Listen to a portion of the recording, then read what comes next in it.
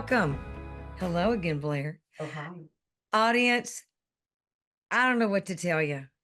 This young lady, Blair Kaplan Venables, I never say it completely correctly. You did it. She is, let me tell you, she takes a leap of faith at least every day. I'm going to say at least a small one every day, but big ones often.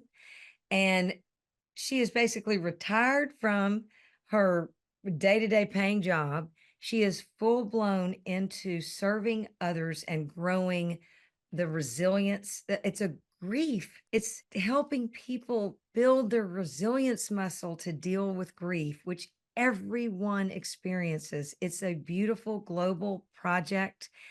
I am so excited that she is here to speak with us today. I'm as excited as I hope you are to have her share. Blair, I mean, oh I my goodness. Here we are. We met. We did we did a summit of the past. Yeah. And again, we're in each other's lives because you're going to be featured in our next book, which is Resilient AF Stories of Resilience Volume 2, launching in January 2025 in New York, Times Square. You're going to be up on a billboard, all sorts of crazy things. And then you want to have me speak on a summit again? Like, what an honor. Like, I'm just so honored that you find value in my, you know, Oh, blaring. you're blaring your mission, your vision. Yeah. That way you help other people. I mean, audience, it's a beautiful thing. So I am going to throw out to you, Blair, what we are doing. The mission of this conversation, of these many conversations of experts that are willing to share tips, tricks, strategies, magic, whatever anyone wants to call it. Lift one another up in prayer, which I hope we all do. The year's rounding out, and a lot goes on, but even just in the mystery of regular life, there is loss of loved ones, as you so beautifully share on how to deal with that and embrace that. And we come to the end of a year, and so often it's a choice, of course, but so often we look at, gosh, well, I didn't do this, I didn't do that, this didn't happen. We look at what did not happen. And at that same time, we're trying to shift into planning for the next 12 months, Mhm. and so there's this conflicted situation going on. Tell us what to do. So, like, I would say anxiety Ah, is like worrying about the things that already happened and the things that haven't happened yet. mm, And I'm someone who was born into a family of anxious people. mm, I realized in a lot of the healing I'm doing, my mother had high anxiety. I navigate it. Like, I live with anxiety and depression. Um, and my mom's side all has, they all have a level of anxiety. Not everyone, but close to it. And mhm, I didn't realize that it wasn't normal to feel anxious. Like, I was just so part of me because it's like, and everyone I was around was like that. And I started to do some deep healing work in the wake of extreme grief, navigating my dad's end of life while my dad was dying. My husband almost died. We miscarried. My father in law died. And my mom suddenly died. And mm, after my mom died, I lost the plot. And I just like really had to go into a place of healing. mhm. And you might not have anxiety, but you might be worried, you might be stressed out that you didn't do the things you want to do, or you don't know where you want to be, or you're worried about what will come, you know, and there's only so much that's in our control. And I worked through this one exercise in my healing about a person, a situation that would always trigger my anxiety, like make my blood boil and worry me. And I don't want to go too much into detail about it. Mhm. But what I realized was I thought that person was doing these things because they thought I wasn't good enough at what I was doing. Mm. But I realized was their unhealed trauma, Yeah. and it had nothing to do with me. Yeah. And the reason I'm sharing that is because there's stuff that we can control Mm-hmm. and there's stuff that we cannot. Mm-hmm. But we can control how we respond to the things we can't control. Right. And I've moved from a place of being reactive to proactive. And simply by building out my life to move slower, working on the tools to strengthen my resilience muscle, and doing the work. And for me, the work is working with different therapists, counselors, non-traditional healers, Reiki, journaling, going inwards and learning really who I am. Mm-hmm. And so your question is like, what do we do? That's a big question because everyone's situation is different. But I think step one is pause and ground in the moment. Mm-hmm. Where are we now? Not where do we want to be or where were we? Where are we now? Mm-hmm.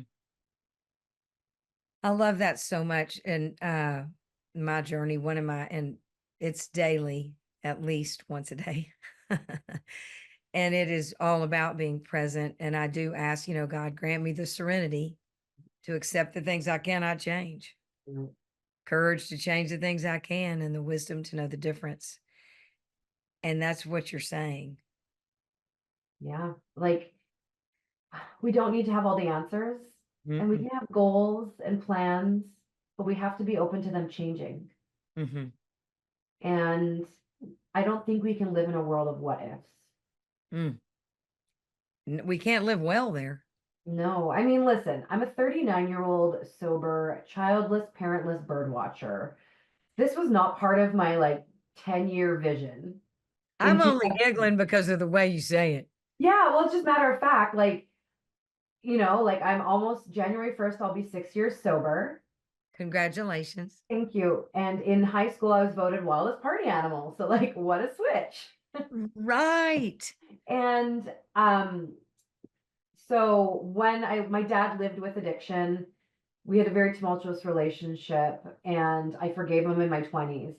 And I got close with him, and I learned my dad loved me that entire time when I thought he didn't. And I started to really learn about addiction. And I also learned about how much I am like my father.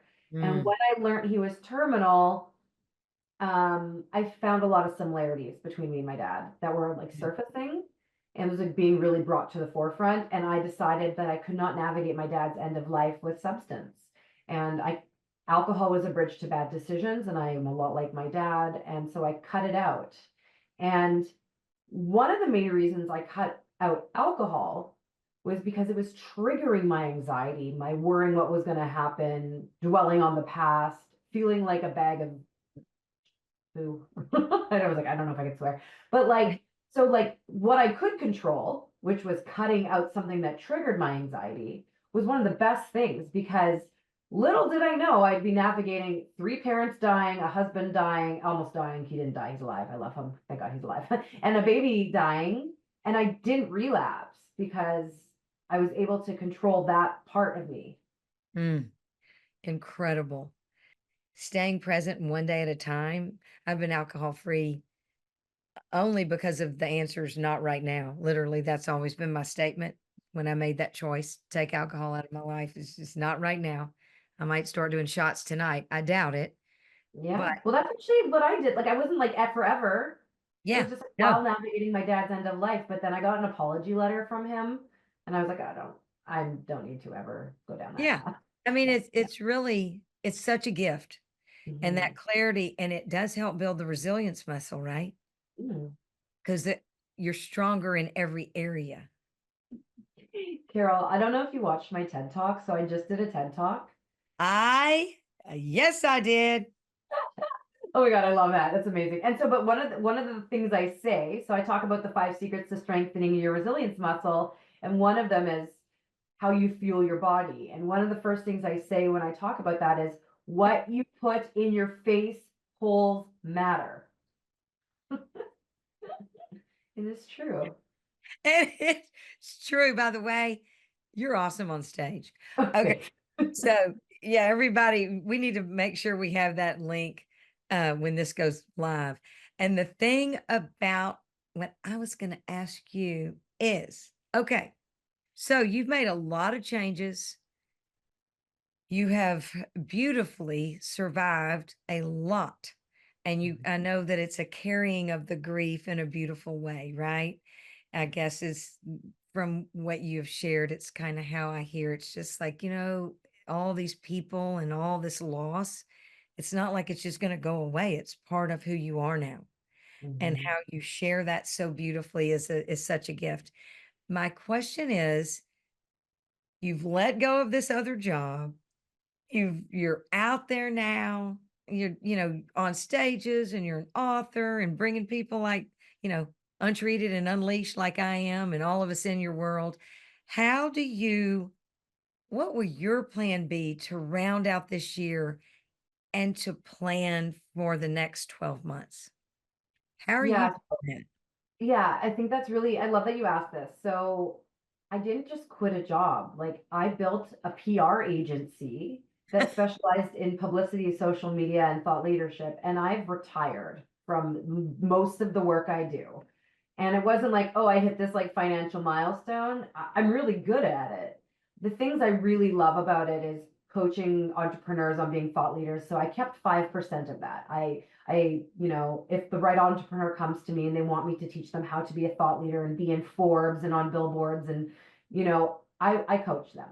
But I made this decision because I went through stuff. I went through some very hard stuff, and being that lighthouse in the storm lights me up.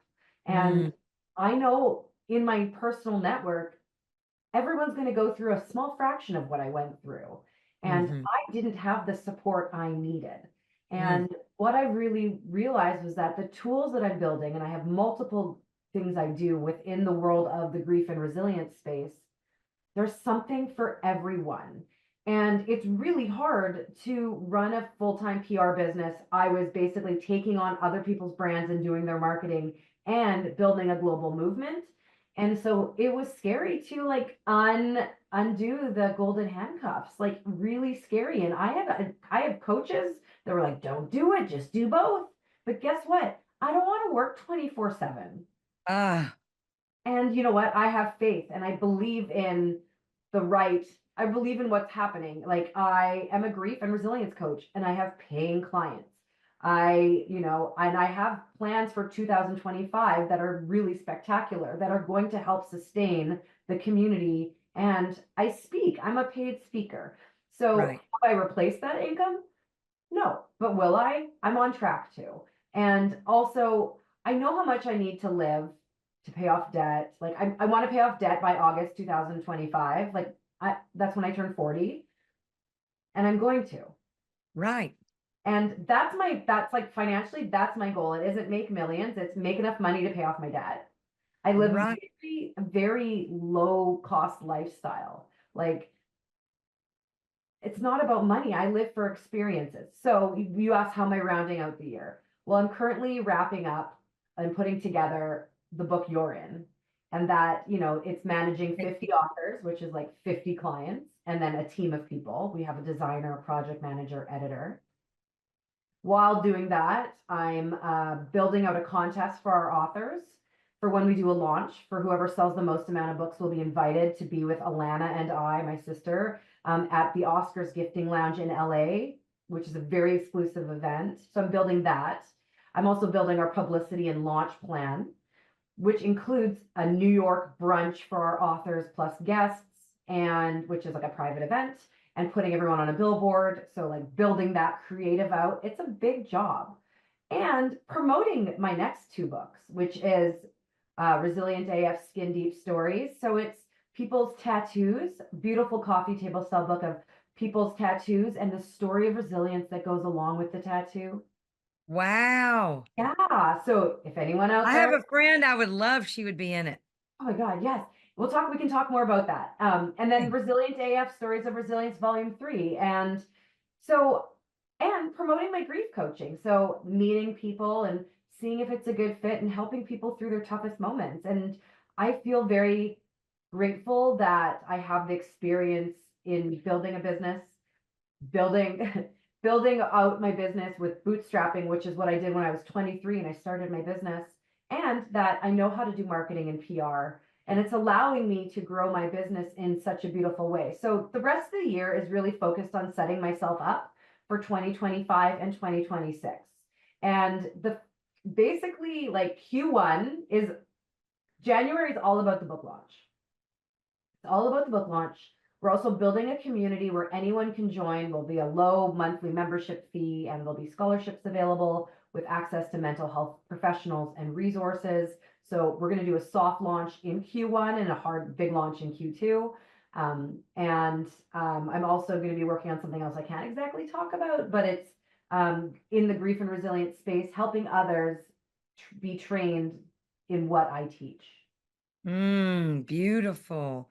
Yeah. So, audience, I don't know if y'all heard through all of the things that our Blair is doing, but she is thinking through 2026. So her Yes. plans are rounding out, and it's 2 years of plans.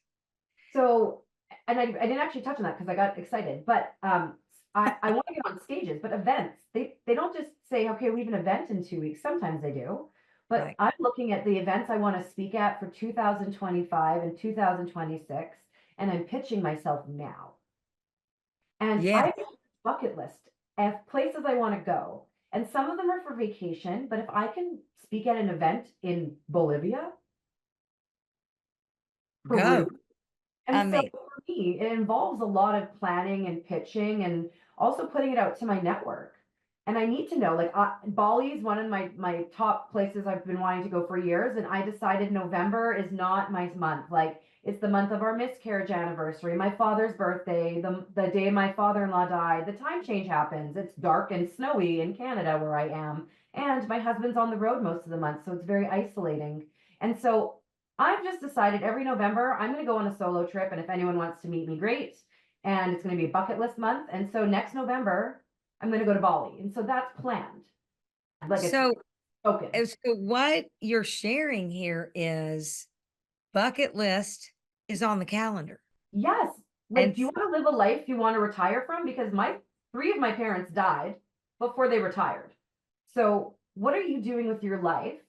Is it pushing buttons and working 40 to 60 hours a week, waiting for that one day when you retire, when you're maybe 60, 65, 80, who knows, and then your health falls apart and then you die and you don't get to do everything? Or are you living a life you don't want to retire from and you can mix business with pleasure because you don't know when your last breath is going to be, right? exactly. And um, you are young, comparatively speaking, just so you know, with your precious self. I have less roadway ahead of me, no matter how I look at it, than I do behind me. And I'm so grateful for every bit that I have traveled. However, I love that at a young age, I'm honored you think I'm young. there you go, but that Relative. you are figuring out a way, and that's what I hope the audience hears and embraces, to live personally, professionally, and financially as one joyful life. Right. And you know what? Not, I'm going to work, work, work, work, work, work, work, hope I'm still alive, and then hopefully have saved enough money and probably been in kind of a bad mood while I was doing it because I have all these things I'm adding on instead of living those things and getting it done. But you cannot do that without a skeleton plan. So, y'all, I just hope everyone is embracing this. Now, Blair is building a lot. She is helping a lot of people. She's writing books. She's getting on stages. That might not be your picture, but what she is sharing is you can decide what your picture is and do it all as you're living your life, not put it off. Incorporate that into your today. She is preparing now to be in Bali next November, and we are in November. And so Is it a lot? Yeah, it's a lot, but it's all exciting. I mean, if I don't want to do something, like there's some things you have to do, right? Like the paperwork, Yeah. you know. But Please. like if it's something you want to do, it's not a lot of work to plan to do it. And you can take little bite-sized chunks out of what you need to do to plan. So for example, yesterday, I made a note that said Bali November, and I put it in, like, I have a little notebook with a calendar, and I put it on November. Today, I put it on my Instagram. Who's been to Bali? I'm looking for yoga, beaches, hiking, good experiences. See who responds. Then what I'm going to start doing is, because you can't even book a flight to Bali right now for next November, what I'll start doing is watching prices. And then maybe I book a flight in the next couple months because the price is really low. I'm going to watch them and see, because I want to save money. Like, I'm digging myself out of debt. I want to be debt free by August 2025 when I'm 40. And in grief, I spent a lot of money. I went and opened a children's center for at-risk youth in Ghana, and I tracked gorillas in the jungle, and I traveled Croatia, and I spent more money than I had. And now I'm kind of digging myself out of a hole, or I would be traveling right now, but I'm here for the experience, and I had to go through it. But if I know in November next year I'm going to go to Bali and flights are going to be round trip 1,200 or whatever it is, and that I can get by on a budget of $50 a day, not even, you know what I mean? Like, I can plan. The word plan is what everybody, I hope they're hearing. Mhm. Plan. Give yourself the gift of planning during this rounding out, just thankful for what you've done, your experiences, what you've learned through, as Blair shares so beautifully, through grief, how you've gotten through that. Whatever it is, be kind to yourself. And this prayer, the serenity prayer, and then put it out there and start getting that garden and start planting the seeds like she's already done for Bali. It's such a beautiful example. And what keeps you in the dream, in the action, one step, one day at a time, that'll get you to Bali next November? Grief. Grief. Knowing that my mom never got to retire. And every day I think of my mom multiple times a day, knowing that my dad was wasted potential. He was a diamond dealer and a gemologist and developed a drug addiction and a severe illness and died. He didn't get to live a good life. My father-in-law didn't get to retire. I think about that all the time. I live in his town. We moved here after he died. Every single day, grief moves me forward, because I don't want to be the person who talks about one day I'm going to do this and doesn't do it because I never planned to do it. I didn't have an exact plan on doing it. Well, let me tell you what, for me, selfishly, and probably for many in the audience, the words grief moves me forward. Wow. I mean, it's funny because it also has this gravity where it keeps you stuck. But I think it's like a slingshot where it, you know, pulls you back. And then eventually, when you're healed enough, like, you don't ever get rid of the grief, but when you're healed enough, it's like a catapult forward and you're in this different level of existence. My goodness gracious. I wish we were in the same town and now it was time to take a walk and talk. I appreciate you so much. And let's do that, by Okay, the way. well, I'll come to you. Oh, yeah. Come on. Come on. Probably warmer than where I am. I'll You're tell in you Texas, what, I'm in usually Canada. we are so hot over here, but today it was the most beautiful day. You can't even imagine. I know it's snowing there, so I'm not going to bring that up. But come visit. My husband's a fabulous cook. Okay, And great. I'm not, but I'll set the table. Anyway, so here's the deal. Thank you. Thank you for your mission. Thank you for your time.